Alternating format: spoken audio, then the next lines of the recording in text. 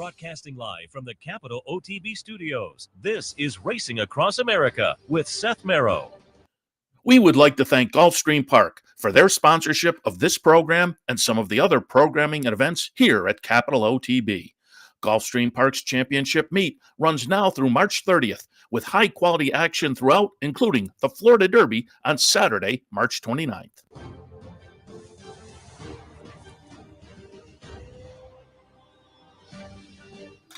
Good morning and welcome to Racing Across America. And it's another one of those mornings where it's racing across the world, actually, on this Saturday morning. I'm Seth Merrow. Thanks for joining us. And we will talk some Saudi Cup. That'll be going through lunchtime, and they're already underway over there, and they've had some interesting results already. A little bit later on, we'll be joined by Ellis Star, national racing analyst for Equibase. He's going to talk Rebel tomorrow at Oaklawn, and it is tomorrow. And moving to Sunday, I guess, turned out to be a good move because they canceled today at Oaklawn, but they do expect to have the Rebel card tomorrow. So we'll hit on the Rebel. There's a couple of nice turf stakes at Tampa today and more. We'll hit on that a little bit later with Ellis. But again, we're going to start out talking Saudi Cup and the Saudi Cup card, and who better to reach out to than our friend Dick Powell when we talk international racing. Dick, good morning.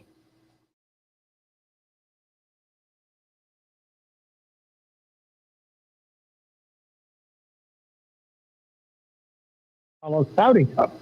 And which you were involved in the, kind of consulting in the beginning of the Saudi Cup, right?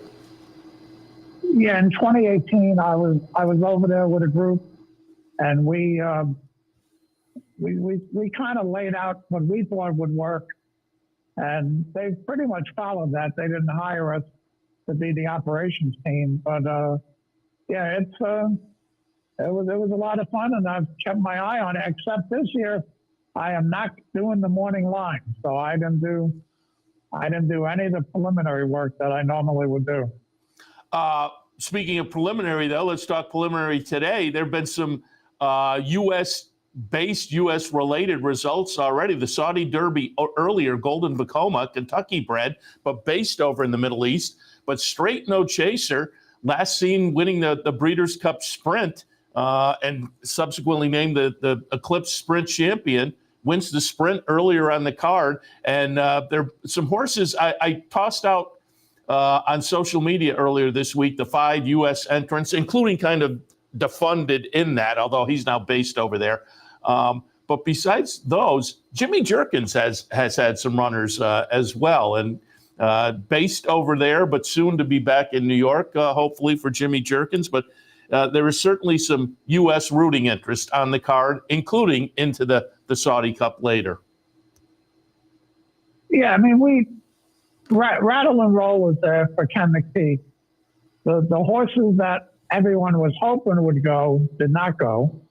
But you still have the world's leading money earner, Romantic Warrior, going up against Japan's Forever Young, who won at Saudi last year, won the Saudi Derby, and now he's back for the Saudi Cup after running in the money in the Kentucky Derby and Breeders' Cup Classic. So he obviously handles dirt, and he should be formidable.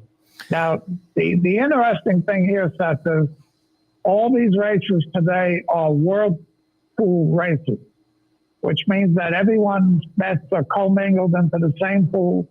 It's hosted in Hong Kong, but you got to figure, and this shows up, the Hong Kong bettors might be more bullish on their horses than the rest of the world. So current odds are available for all the races. So let's look at the Saudi Cup. Right now, Romantic Warrior is the 1-5 favorite. 1-5. That's how big a favorite he is. Forever Young, who would think get a lot of betting out of Asia, except Japan is not part of the World Pool. Forever Young is 5-1. So if you're coming into this race and you think, boy, it's a 2-horse race, you got to go with Forever Young at 5-1. Because Romantic Warrior is just all the home money, the Hong Kong home money showing up. And he's a great horse. He can win, and he's already achieved legendary things. But as far as just pari-mutuel betting, you're getting a big overlay on number 5, Forever Young, in the Saudi Cup. Interesting. And we mentioned it. I pulled up a replay of the prep race back in January. Kenny McPeak sent Rattle and Roll over early to get acclimated and was a nice winner of a prep race. And I said, I handicapped this on our stakes preview this week. And I said, I'm going to be a homer and go with the U.S. horse Rattle and Roll off of the fact that he's been over there, has a race over there at the Trip. We'll see here. He wins very nicely as they come down the stretch. And he's been working well since. And I think because of the presence of horses like Romantic Warrior and Forever Young, you're going to get some value on Rattle and Roll. The horse I thought was a little bit interesting at a price, number 12, but folks should remember the saddlecloth numbers and post positions are different. So number 12, but leaving from the 6th post position, Walk of Stars at 25-1, I thought was interesting off a couple of wins over in Dubai. I used Forever Young and Romantic Warrior underneath, but I think there is some potential for a little bit of value if people shop around and maybe take a little bit of a stand at least. Romantic Warrior is intriguing to me if folks aren't familiar with that one being, as you say, more Hong Kong based. 18 wins and 23 starts. Again, the richest horse in the world with nearly $23 million, but hasn't tried the dirt. So it's the old Harvey Pack trying something new in here. Do you want that very short price? What are your thoughts overall, and which direction might you go?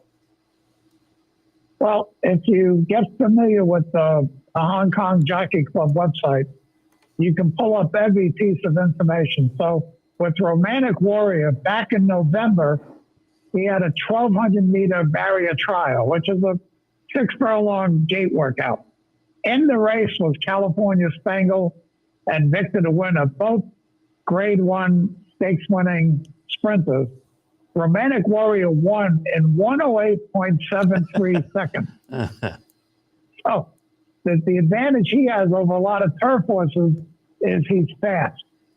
Now, is he going to be fast enough to overcome the inside post? Because he really has to get out and get involved early, because he can't be shuffled back and have all the kickback in his face.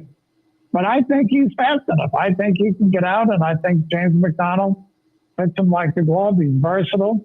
There'll be others in the race looking to head forward, but I think he can maintain his position and at worst being behind 1 or 2 horses, not behind 10 or 11. So I think Romantic Warrior has speed that we don't really know about. In Hong Kong, most of the training is done on dirt, so he's very familiar with it.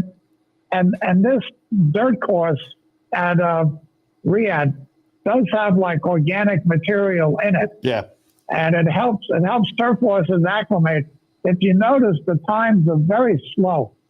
The fastest Saudi Cup ever was last year, 149.50. Now you would think a mile and an eighth around one turn, top horses, they'd be going 46, 47. But there is a level of fatigue.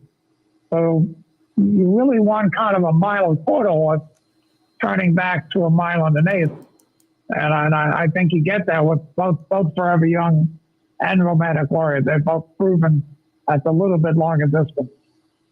Yeah, and again, they will certainly take the action. And internationally, they have bounced around and done very well. I'm going to be interested to see what both of those horses do. But again, I'm going to stick with Rattle and Roll, and we'll see if Kenny McPeak can get a victory over it. You know, he looked so good in the prep. I'm going to jump on board. Joel Rosario was on board that day. He's back on board again this afternoon. So I'm going to tilt slightly in that direction. Yeah. And he's 25-1 at the moment. Oh, and even better because he was 8-1 on the morning line. And again, I think there'll be plenty of value all around because the action will go to those two more familiar international names, Romantic Warrior and Forever Young. Yeah, I mean, you could look at the races.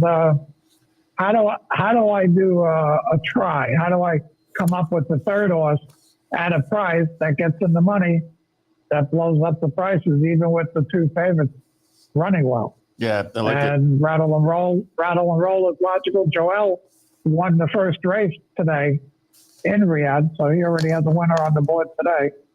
And McPeak is really good with these kind of horses. He knows how to point them for big races, and he's an older horse, so he's been through a lot. So I don't think the shipping or anything takes anything out of him. So he draws post 7. He draws in the middle. We'll see what kind of trip he gets. Yeah, looking forward to it. We're partway through the card. That Saudi Cup is scheduled to go off at about 12:40 early this afternoon. And, there's Joe O'Brien and getting interviewed there on the screen. But we have a few other races. Let's maybe just get some quick thoughts. Coming up, the 6th race today, which is the next on the schedule, is the Turf Cup. Shin Emperor, in here, and currently is the favorite amongst the betting public. No surprise there, really. I thought there was a price in here, Sovereign Spirit, Ryan Moore on board, comes in off a couple of close-up second-place finishes back in January over in the Middle East. And again, Joe O'Brien getting interviewed, and he has the number 1 in here. I thought El Rifa, the one horse, was kind of interesting, trained by Joe O'Brien, but written by Yutaka Taki. I don't know whether that's a jockey trainer team you see too often. Yeah, well, he rode him in the Arc, but he hated the course. The Arc was very soft and rain-soaked, and he just didn't run his race. But his prior races are very good. So he classes up with these horses, and Taki knows how to ride these big races. He draws post 4, and he's 6-1. So he's like a good, solid second or third choice there. And again, Shin Emperor is going to take the action. That one was also in the Arc, also ran up the track, but came back in November in Japan and ran a good close-up second. So this will be the first start of the year. But another one of those international runners with a little bit of a reputation that will take the action and be the favorite by the time we get to post time in a few minutes. And this race starts at the top of the home stretch, and they go around once. And usually speed is hard to beat. So if someone gets in a nice rhythmic lead and just keeps going, they are very hard to run down, despite a longish kind of stretch. So if you like anyone, you want to be somewhere up near the lead. Good to know. 7th race coming up a little bit is the Turf Sprint, and there is an American entrant in here, and I pulled up a replay. Howard Wolowitz with the name, you might guess. Yes, it's an Al Gold horse. He had a couple over there today. Howard Wolowitz comes out of a win mid-December in a stakes race at Turfway. We're watching it here. That, of course, was on the synthetic. This horse is interesting. 3 wins in 6 starts, but it's one of those alternating patterns. He wins, he's out of the money. He wins, he's out of the money. If you go with the pattern, today's not going to be the day, but I'm not sure I'm buying into that. I think he could be a little bit live in here. But again, there's some foreign entrants. The 12-horse Christophe Lemire on board. Ascoli Piscino, if I'm getting close to that, a Japanese runner will certainly take a lot of action. But the Turf Sprint looks kind of intriguing with the American runner in there. Yeah, Howard Wolowitz is 15-1 right now. So you're getting a big price on him. The 12 is the favorite, Ascoli Piscino, for Christophe Lemire. Now, we've seen Saudi Cup days where Lemire seemingly wins every race. He has a live Japanese mount here, and he'll be very tough. They did go to Australia for his last start and beaten 3 lengths, but went off the 2-1 favorite. Now he's back. This is a long sprint. The reason it's 13:51 is the race is 1,351 yards because they started at the top of the backstretch, kind of like where Saratoga would start their 5.5 furlong turf sprint. So it's a long turf sprint. This was the race that Lee Einseidler had Casa Creed in a couple of times and looked like he was going to win, just couldn't do it. But if you got a big late kick, you got to get going early because the speed is tough on this turf course. Yeah, it looks like, again, another fun field in there. Yeah, and it is 6 3/4 length furlongs at odd distance there in the 7th. And in the 8th, again, just before the Saudi Cup itself, it is the Red Sea Turf. This one is a marathonish mile and 7/8 on the grass. Continuous, Ryan Moore on board.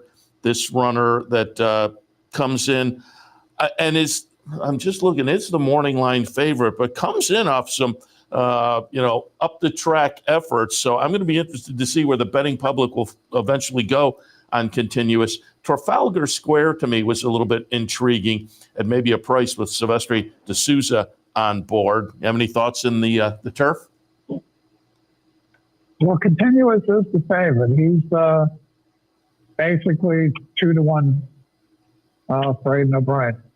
Used to be a Japanese horse and then purchased by European interests or raced in Europe by Japanese interests.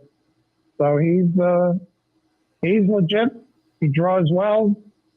See what kind of trip he can get. But this is a marathon, so jockeys are real important in these races. Setting up in the right position and trying to get a clear run when the racing gets serious. Yeah, it again is going to be an interesting field again in here. I think with a little bit of value to be had, maybe Gregory at 5-1. James Doyle on board. That one looks a little bit interesting to me. Going to be interested to see, as I say, in a number of these races, how the odds shake out. I think odds not. I'm not questioning. I think there will be some bona fide favorites in here, as in the Saudi Cup. But I'm curious as to because of that, what some of the other horses will offer. I think there is the potential for some value in these remaining 4 races.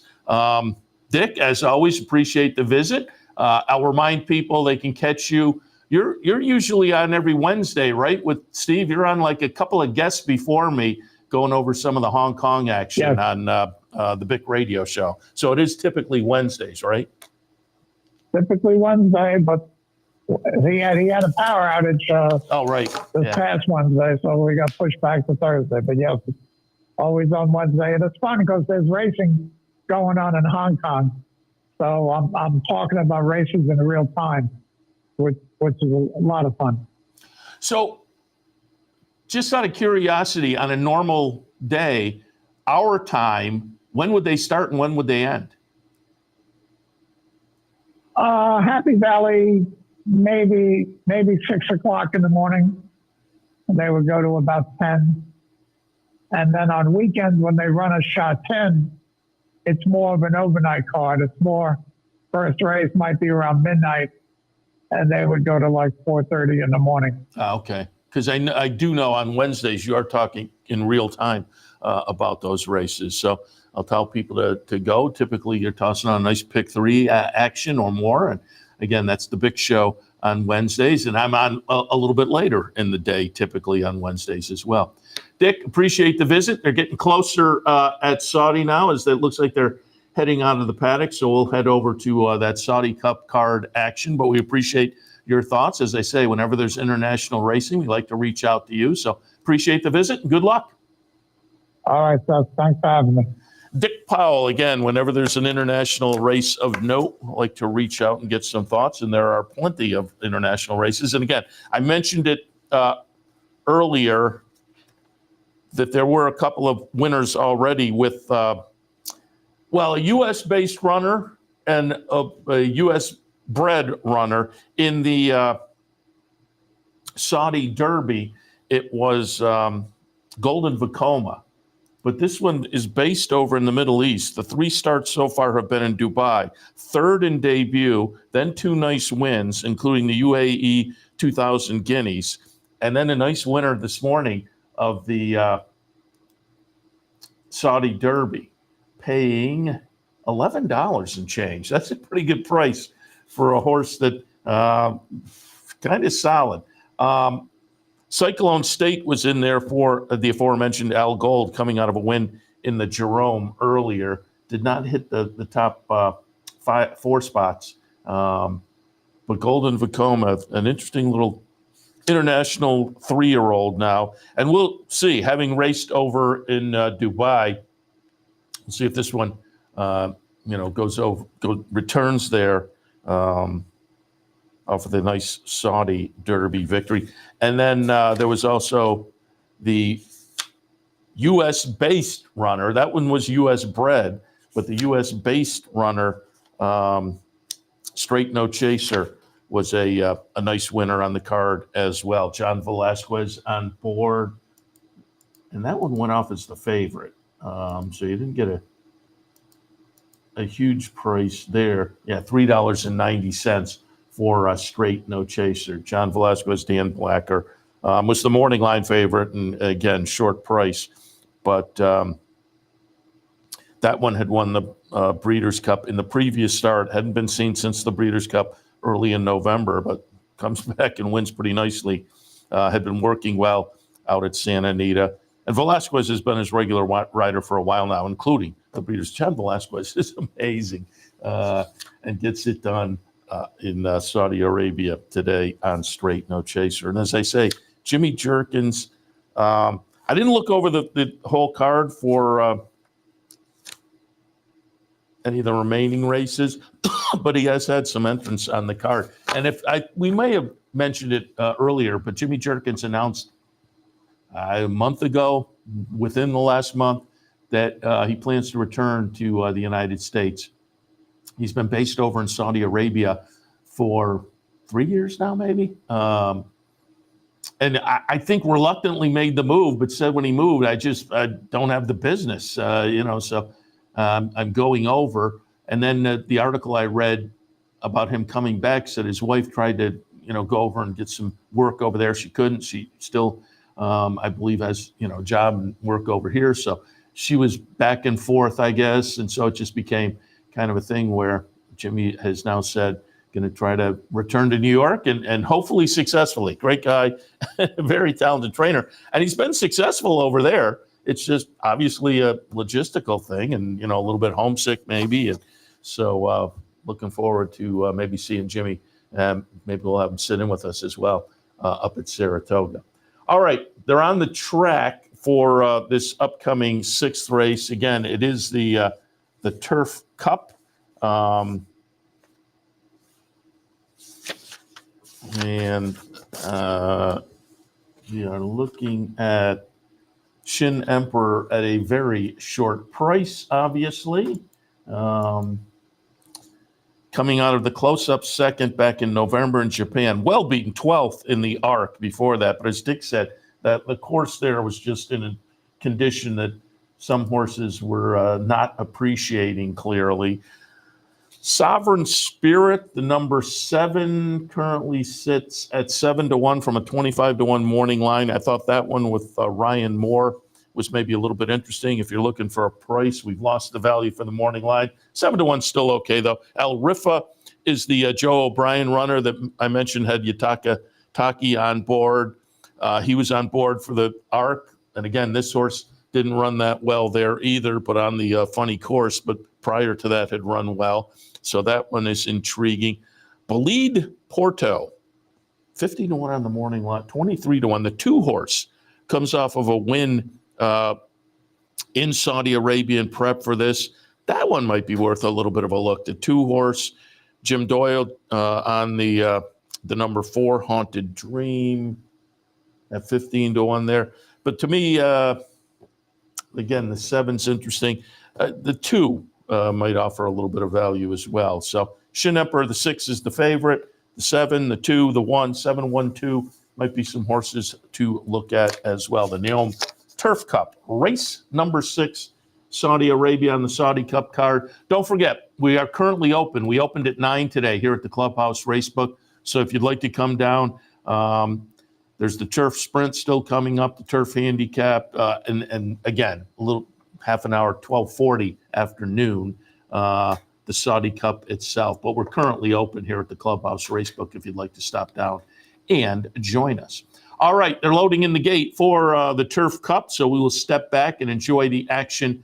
Saudi Arabia, the Saudi Cup card. I'll be back as we continue, and a little bit later on, Ellis Star from Equibase. We'll talk the Rebel tomorrow and some of today's stakes as well. All of that right after this. Stay tuned. They lead of the stalls. Caliph was a little slow out. Haunted Dream and Shin Emperor straight to the front on the outside. Trust Your Instinct is also racing in a prominent position. Killer Ability just wanting to settle in behind the leaders. Al Rifa getting onto the back of his stable companion. Then the second half of the field, the slow starting Caliph as they come past us with Sovereign Spirit. Spirit Dancer held up as normal on the inside of straight with Bolide Porto 3 wide. So Shin Emperor immediately taken to the front by Ratusi Sakai. In second place, Trust Your Instinct half a length away, keeping him honest. Racing in third on the outside in the green, white and red colours, Killer Ability. On the outside of the grey, Haunted Dream. Al Rifa quite keen on the outside of Caliph. They are 5th and 6th. Spirit Dancer hugging the running rail. White face, red jacket, 3 wide. Remains Bolide Porto. And the last two, Sovereign Spirit and Straight, is last of all. They're now into the back straight. And out in front, still dictating, is Shin Emperor. Half a length clear from in second place, Trust Your Ability. Racing in third towards the inside is Haunted Dream of Killer Ability. Caliph and Al Rifa are the next pair as they work down the back straight, with Still Straight being the back marker. Still Spirit Dancer saving ground on the inside, racing on the inner of Sovereign Spirit as they continue their progress towards the exit from the back straight. And out in the lead, Shin Emperor has dictated terms throughout, a neck or so in advance of Trust Your Instinct as they pass the 800. Haunted Dream on the inside of Killer Ability. Then in 5th place is Al Rifa in the check colours as the pace just begins to wind up, and now Trust Your Instinct applies a little bit of pressure on the home bend to Shin Emperor. Haunted Dream in third, Killer Ability. Al Rifa will be pulled towards the outside. Spirit Dancer taking a brave route and at the moment hasn't got a great deal of racing room. Shin Emperor's seen off Trust Your Instinct. Haunted Dream moves into second. Al Rifa switches towards the outside. Spirit Dancer is trying to come through horses with the white face, but it's still Shin Emperor who has the lead, and it's 3 lengths from Haunted Dream. Spirit Dancer, Al Rifa, they're not making any inroads to Shin Emperor. They've had to wait a while for their first winner of the night, but Japan will land the winner of the Howden Turf Cup.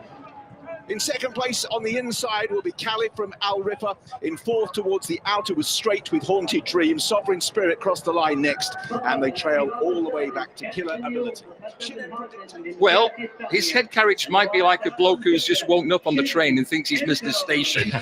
But handsome is as handsome does, and that proud head carriage was seen to maximum advantage. Tom, Rachel, that is an elite Group 1 performer now. I tell you what, Rachel could talk about the horse, and he was fantastic, but I thought the ride was excellent. Excellent. Getting to the front in a race with a lacked pace, kicking off that turn, making sure he wasn't going to hit that flat spot and be caught behind horses. I thought it was perfect. Look, Ryosuke Sakai, he's a good rider. We've seen him on the international stage. Young. He's young. He's also made a couple of mistakes on Forever Young in the past. I think that can be said. Maybe not all his fault, but also due to the way the race has panned out. Today, 10 out of 10, A+ for me. Yeah, let's concentrate on the winning. We'll come to the principles behind him in a minute, but it was the way he opened up off the bend, Rachel, and that was all she wrote. The first prize was in his keeping from that moment on. Oh, no, exactly. I already wrote a one next to his name with 400 meters to go as connections are extreme.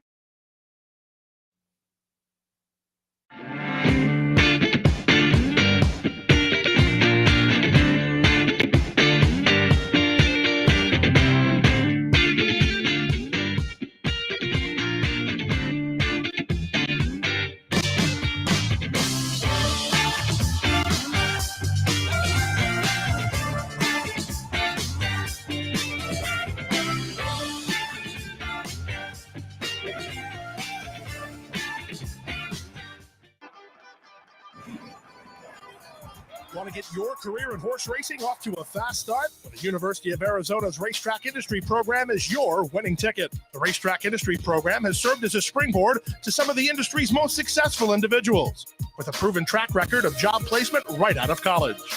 If you want to earn a degree in the exciting horse racing industry, the Racetrack Industry Program can put you in the winner's circle.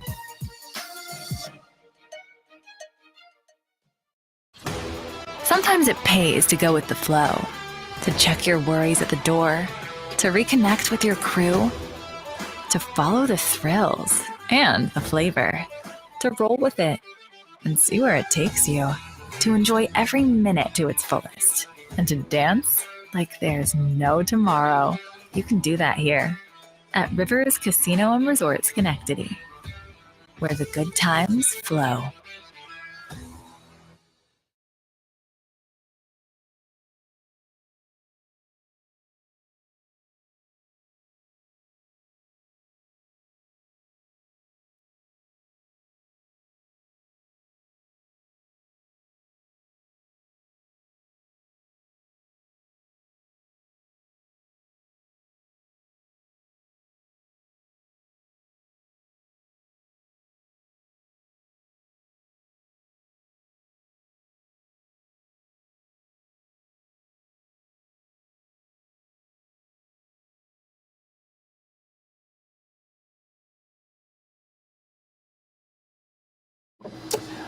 Shin Emperor makes it look easy in the turf there. When they turned for home, just kind of set the horse down, and then when they went to the episode, you can see here, and then they will go to the pan shot, and you can see, yeah, this one's over. Nobody was making up any ground there, so it was a nice win for the favorite in there, Shin Emperor, getting it done in the turf. So racing continues. Saudi Cup card over in Saudi Arabia, as they say, racing across America. It's one of those days where we're racing around the globe, but there is plenty of good racing in America today and tomorrow. Again, I mentioned it earlier, probably a good idea that they move the Rebel card to tomorrow because they have canceled today at Oaklawn as the weather continues to be a little bit of a problem, not just there, really all winter long.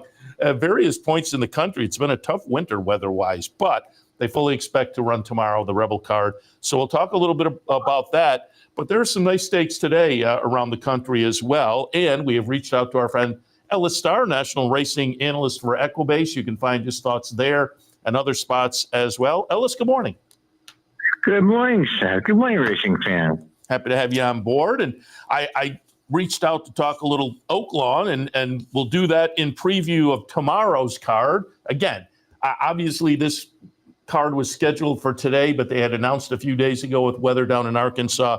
They kind of shifted everything a day. The Friday card went to Saturday, Sunday, Sunday to Monday, and then they announced towards the end of the day yesterday, late in the day, that the weather still had not really broken, and so they canceled for today. They were expecting to be out on the track training, I believe, this afternoon. And for folks who aren't familiar, it gets mentioned every once in a while, but Oaklawn is in a national park area. So they are limited as to what they can do melting chemical-wise, including salt, to put on the track. And I guess that includes the streets as well. So if they get some weather, it can become a little dicey maybe down there. But that plays into the whole scenario. But they were expecting, as I say, to be out to have some training this afternoon. But the Rebel card tomorrow. And this is a really, really solid field in here. Field of 14 was scheduled, but Bullard is out. They announced that yesterday, a couple of days ago. So still a nice full field, though. Nice competitive field. I pulled up a replay here because I read your comments, and I think you're in a similar situation to me. I like Sandman.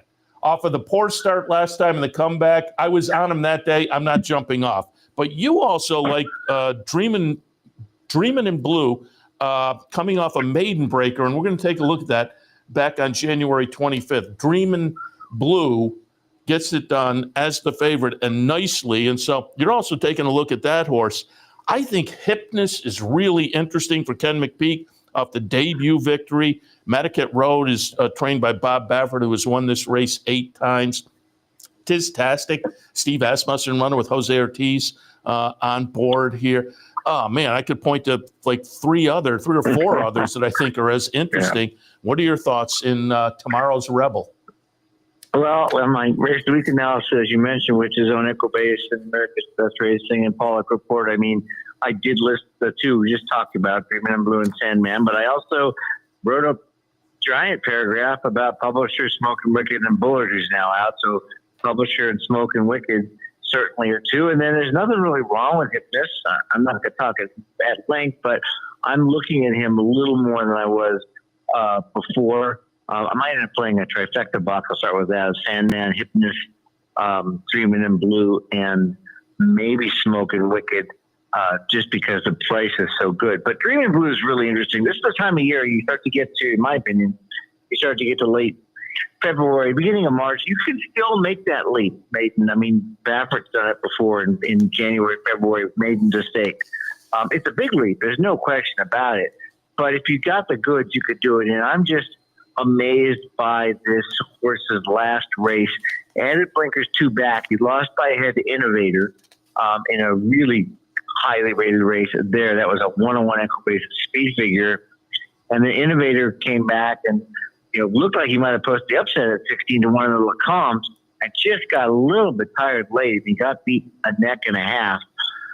in this case, skipping the Innovators had the lead at the first call, second call, his last 4 starts, and Speed King could take back. He just hasn't done it yet. If he does take back, he's got a shot. But both of his wins in all 3 races, he's been for the same 2 calls. So based on what's on paper, you've got to think Innovator and Speed King are going. Innovator's inside of Speed King, so he's going to have the rail in the lead. But Dreamin' in Blue, rallied into Innovator in that maiden race, and then he came back to win nice. And that was a 104 Echo-based speed figure. And except for Smokin' Wicked's 112, which was in a Louisiana-bred stakes race, that is really the best figure in this field and the fastest. And he's on the right pattern. He went from 81 to 101 to 104. Street Boss, he's had a couple of good horses. I was looking to see if he had anything going 8.5, 9, and 3-year-old races the last couple of years. He had Vitality, who ran, I don't know if he hit the board, I think. He might have won the Prince of Wales Stakes, which is a mile and 3/16 at Fort Erie, part of the Canadian Triple Crown. And he had a really nice horse called Who Took the Money, who I don't remember, but apparently he won 11 races and $600,000. So I think, and he's got the right style because he can stalk and stretching out. He's going to be a little further back, but that's okay. The pace will be hot. There's no knock on Sandman. Technically, these horses get over bet that have all the visible trouble, as you know, in races like this. He's 4-1 morning line. I don't know if he'll hold up. That's not a bad price. He's improving. He needs a good break, but he's probably just fine at this distance. Of course, he ran 3rd in the Street Sense 3 back, and then the Oaklawn. He has a win in Oaklawn, which is an advantage too, as does Dreamin' in Blue, because even though it was a sprint, it was Oaklawn. And as you mentioned, Hypnus coming out of a Fairgrounds mile and 16. Kenny McPeak, you got to look at everything he's going to be settling this year after his great success last year. And Smokin' Wicked is interesting because he's also stretching out off a 6 furlong. He's won 3 in a row. 1 open company allowance race at 7 furlongs, and then 2 Louisiana bred races.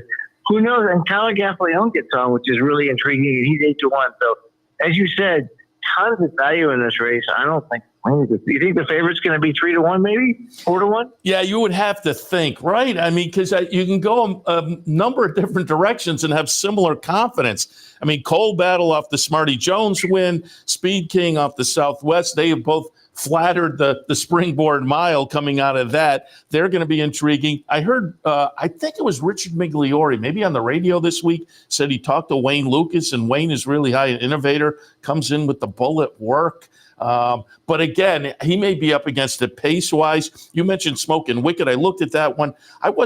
It's Dallas Stewart, so you know, in these kind of races, you always have to pay attention. But as a Louisiana bred, I wasn't quite sure. But, man, like I say, you can point to a bunch in here and have equal confidence. It is going to be very intriguing to see how it shakes out odds-wise. And it will be interesting to see, as you say, a trip like Sandman got is going to attract a lot of attention. So 4-1 on the morning line. When we get that, it's a fun race. There's no question about it.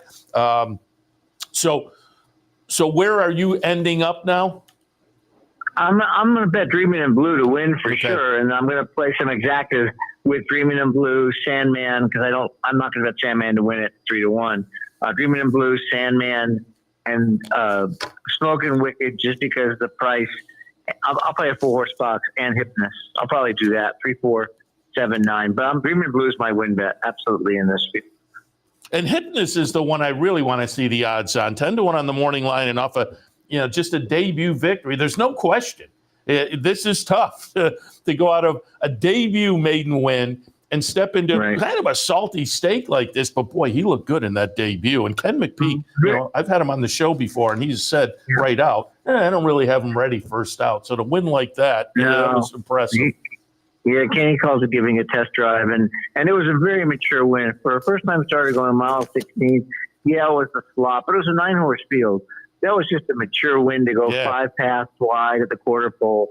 And he's got a bright future. He may, progress a little bit, making that big jump up, but you never know. Yeah, it's going to be very interesting. Again, that's tomorrow. Tomorrow, Rebel, race number 11 on the Oaklawn card. But we'll look at a little action today, and let's go down to Tampa. They're on the turf, and I just pulled up, and they are listed as firm down there. 8th race today is the Lightning City They're going to go 5 furlongs on the turf. I like Great Venezuela, and I pulled up a replay. I'm going to go back to November. So this is a couple starts back. Great Venezuela is going to be the number 4 horse here and get it done again. 2 starts back, subsequently came back in the Sunshine Filly and Mare Turf at a mile and ran second, but now gets back to maybe a more preferred sprint type of a distance. So I have that one on top. I thought number 11, Risk Threshold. It's Chad, it's Klarovich. Just with that team, the horse will be interesting. Bahamian Moon, Admiral Hopper.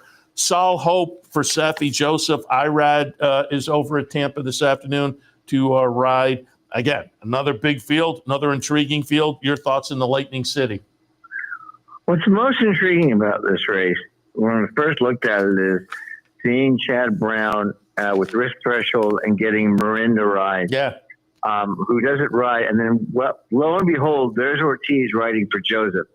And it's like, okay, well, it is a chalky race. I think these two stand out over the rest. But, geez, I've got to put Sol Hope on top. If Irad is going to pick this horse for Joseph over his meal ticket, even though he does win a lot for Safi. I mean, he's got, I'm looking at the last, from January 1st, 24 to present, he's 29 for 87, 32% for Safi. But still, Chad has his meal ticket.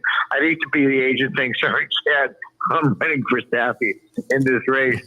But that's the intriguing thing. He moved from a pretty good trainer, Murray Leitner's barn, who wins about 20%, to Safi last October, won right away, a classified, and then took 2 months off, 2.5.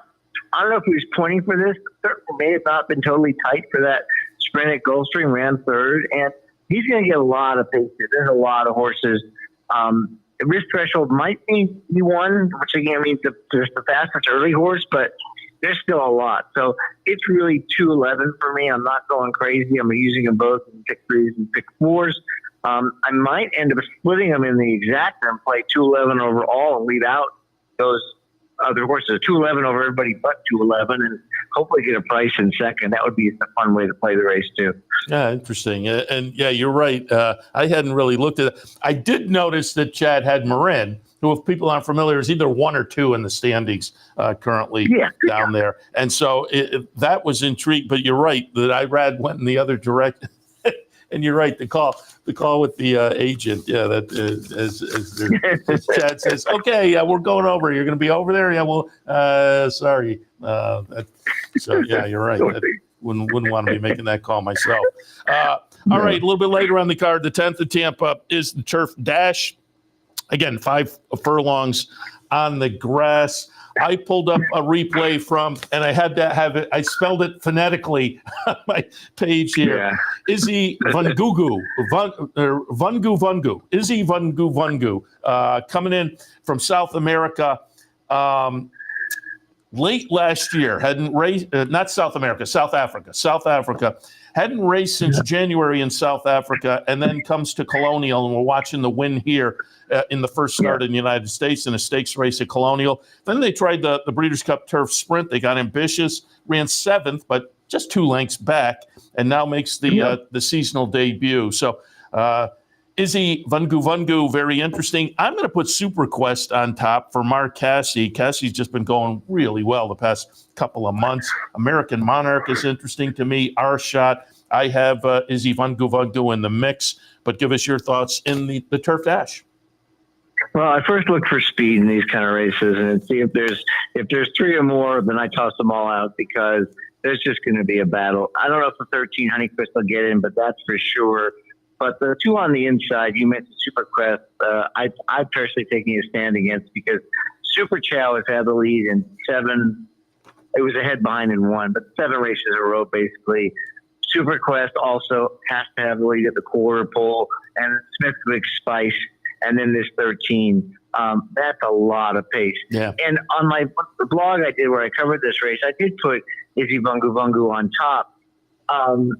Based on that, the horse, and of course the horse was short after 8 months off. So having that big move from 4th to be a part by 2 at the 8th hole, getting beat in neck, come to be expected. And that Breeders' Cup wasn't bad. I mean, you remember that was like how many horses were on the wire practically or within a length of each other? There was a lot there. But now I see the morning line, which I hadn't. I'm going to put Reef Runner slightly on top, the 6, and then Izzy Vungu Vungu, then Our Shot, who's the favorite I'll get back to, and then American Monarch, who's 6-1. And I'm hoping Reef Runner and American Monarch will be the horses I'm going to bet to win. But Reef Runner is a really interesting horse. Just got beat 3/4 in the neck in the Gulfstream Park Turf Sprint. Never shipped to Tampa before. Vasquez just coming across the state. Won the Mahoney at Saratoga last year with a really big burst of speed. And before that, race at Gulfstream. I'm sorry, not Mahoney. Didn't win the Mahoney. Won the race at Gulfstream before that with a big burst of speed. Just a decent horse. At 12-1, way too high to ignore for Dave Fox, shipping over off a big workout, by the way, 5th of 124. Izzy Vungu Vungu, I said, he fired fresh. He'll fire fresh again, should. Our Shot, a little over bet. This is Irad, of course, riding for Terra Nova. Irad's ridden this horse 4th. Last time he rode the horse finished 4th, but a nice turf sprinter, 4 wins, but 4 seconds also in turf sprint. So the horse doesn't have to win. Last year winning the Woodford, that's why he's heavy favorite, grade 2. But not a standout. And then the 9 American Monarch.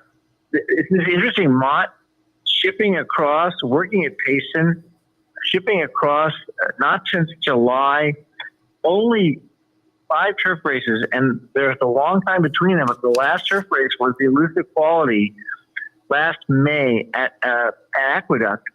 And at 4-1, you ran second to Dancing Buck with a 1:14 equibase speed figure, and that is, I'm telling you, by far, that's the fastest race in this group.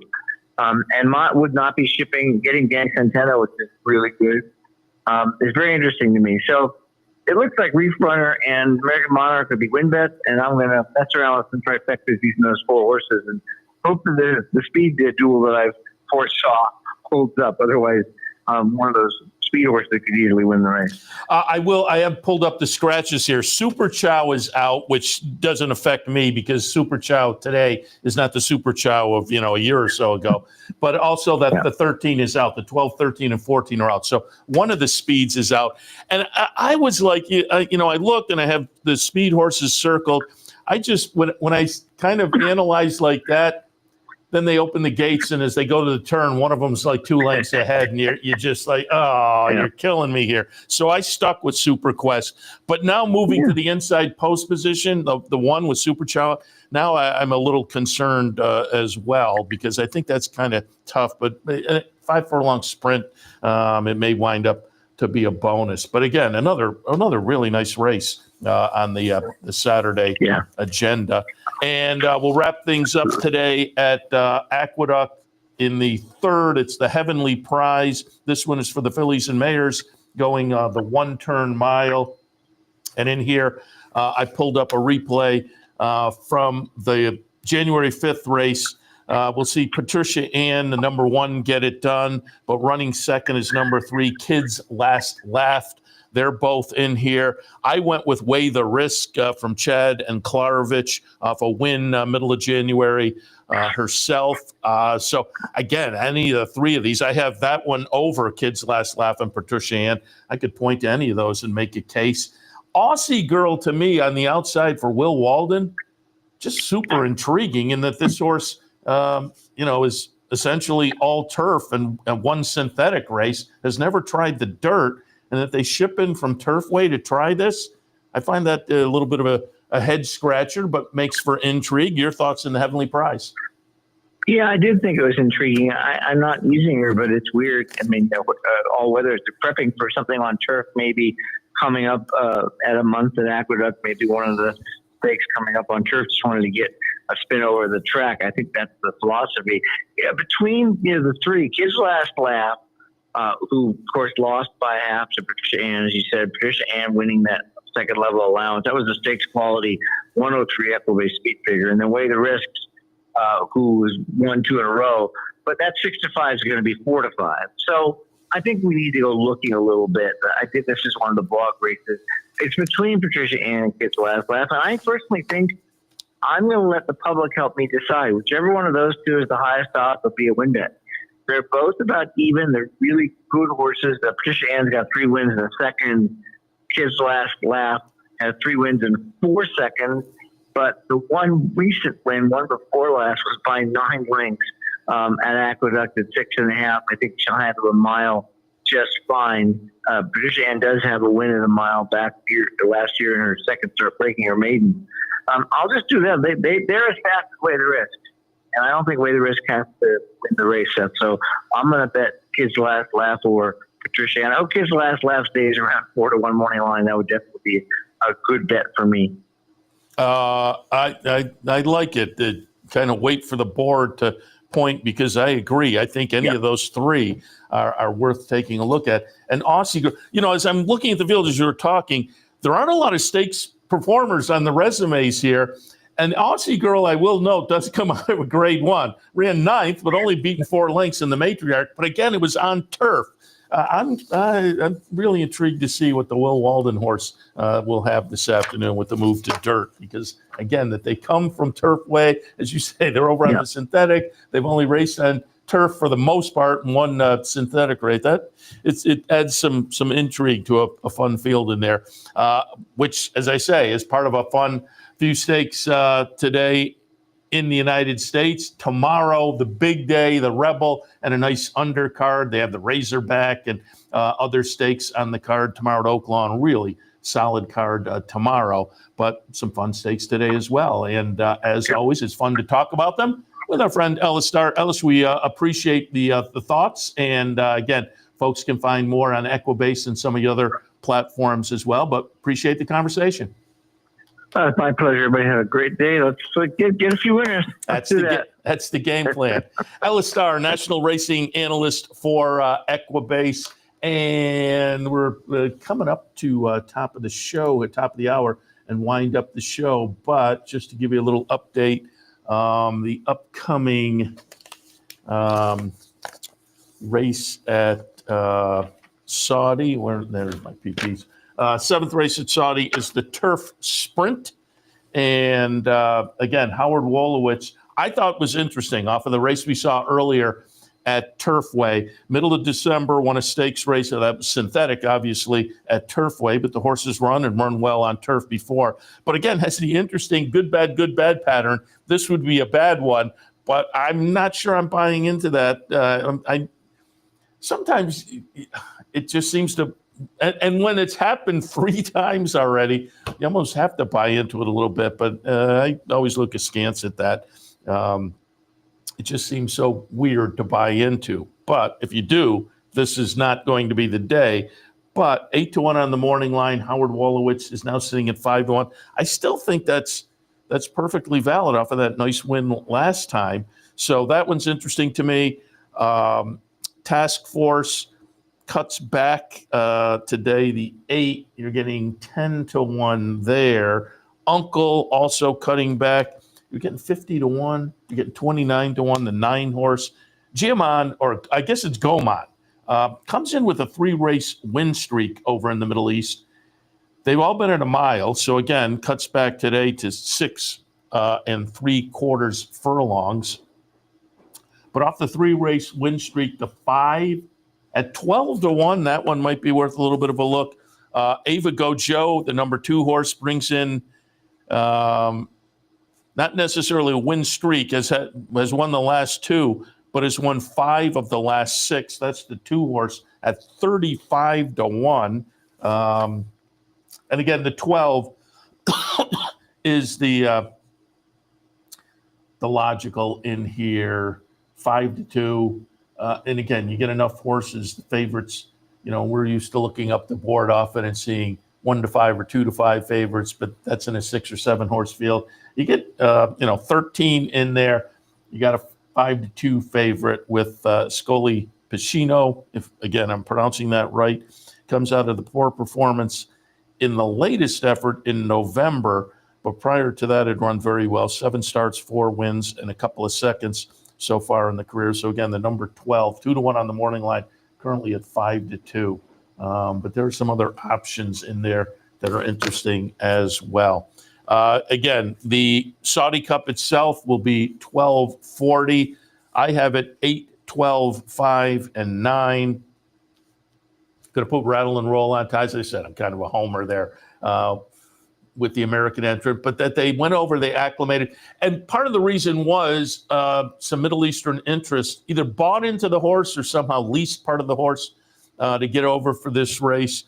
So there's still, the original ownership, but there is also some ownership from over there as part of it as well. Ken McPeak still training.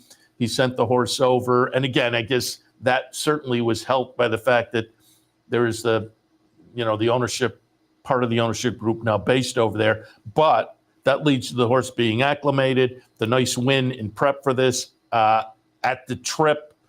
So I thought Rattle and Roll was very interesting. Let me see if I can pull up our current odds on Rattle and Roll. 8 to 1. Oh, I'm just looking. Would that still be?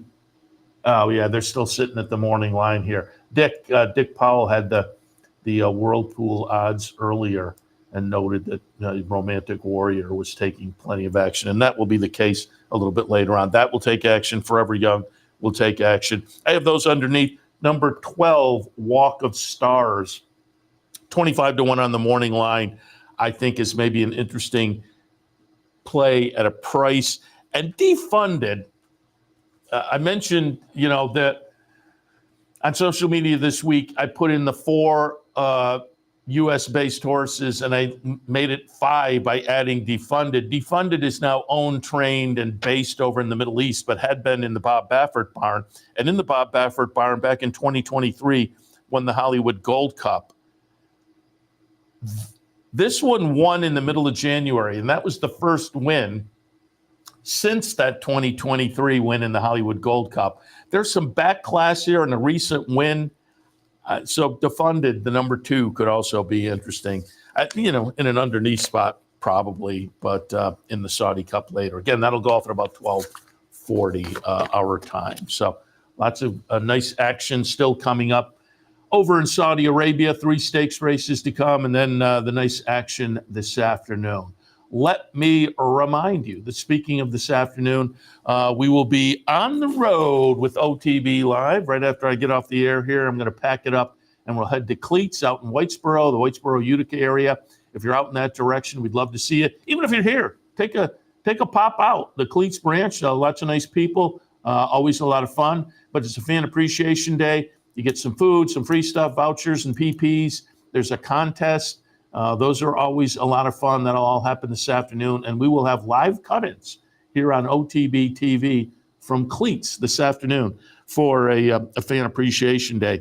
Here at the Clubhouse Racebook, there's a win-a-bet contest. Come on down and enjoy that action. Maybe get a little extra something here at the Racebook this afternoon with the win-a-bet contest. Clubhouse Racebook, 711 Central Avenue in Albany. Same spot that tomorrow, King of the Hill. That goes on through the month of February, and I believe it's going to continue through the month of March as well. Sundays here at the Racebook. And I know over the past few weeks, we have come right down to the wire with 1 or 2 people being live for, a few $100 with the King of the Hill, and then just agonizingly came up a little short. But it's a fun contest. Come on down and try your hand, and maybe you'll walk away with a little extra something. King of the Hill, Sundays here at the Racebook throughout February and into March. All right, that catches you up with all that's coming up here over the next couple of days. Again, I'm going to wrap it up. Been a fun morning. Thanks to Dick Powell. Thanks to Ellis Star. I'm Seth Merrow, wrapping it up for a Saturday morning on Racing Across America, or Racing Around the Globe on this particular morning. The Saudi action continues over the next, hour plus. 12:40 again, post time of the Saudi Cup. And then right in that mix will be overlapping with afternoon action as well. Some Gulfstream and some Aqueduct and more on this Saturday afternoon. Looking forward to it, and I'm looking forward to going out and meet and greeting, saying hello, and having some fun out at Cleats this afternoon. And as I say, we'll have some cut-ins, so stay tuned for that. Should be a fun afternoon on the road with OTB TV. Back in the studio tomorrow with an edition of Racing Across America, recapping some of the stakes action from today. And I would expect we'll have some more preview action for Oaklawn tomorrow as well. So make sure to put that on your agenda. 10 o'clock tomorrow morning, Racing Across America when we return to the studio. See you then. We would like to thank Gulfstream Park for their sponsorship of this program and some of the other programming and events here at Capital OTB. Gulfstream Park's championship meet runs now through March 30th with high-quality action throughout, including the Florida Derby on Saturday, March 29th. You're watching OTB TV, a service of Capital Off-Track Betting.